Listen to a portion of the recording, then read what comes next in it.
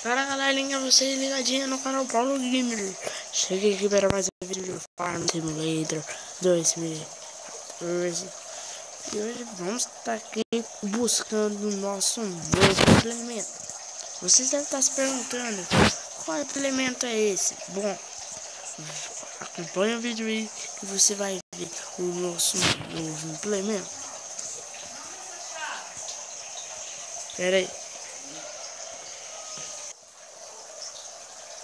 Aí galera, vamos estar lá buscando o nosso novo implemento. Acompanhe o vídeo aí que você vai estar vendo qual implemento é. Um implemento muito bom aí, nova aquisição para a fazenda. E no próximo vídeo a gente vai estar acompanhando a continuidade daquele implemento. Porque para você usar aquele implemento você tem que ter outro. Então acompanhe o vídeo aí que você vai estar vendo. Já estamos chegando aqui na loja. Vocês vão ver nossa nova aquisição vai estar no pátio. A nossa nova enfardadeira, né? A enfardadeira da Krone. Aqui, ó.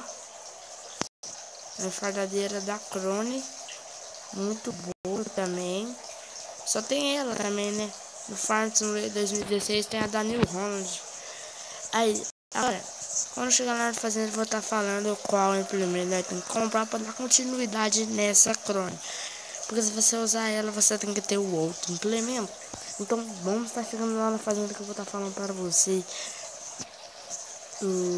qual vai ser o outro implemento para dar continuidade com essa Krone, né? Com essa enfardadeira.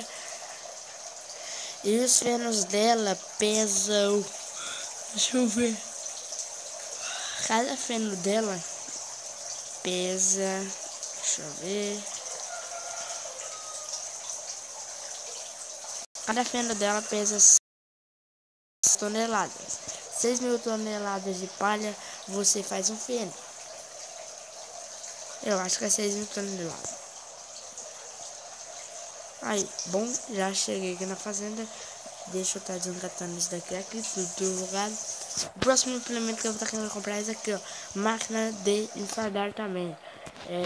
52.016 fenos ela carrega. Isso aqui pega o feno que você faz com a Krone e depois você tem que comprar outro implemento também para dar continuidade lá nas vacas.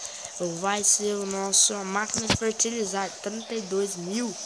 Essa daqui serve para pegar os estrumes das vacas que ela solta quando come o feno. Então falou e é nóis. Se inscreve no canal. Falou!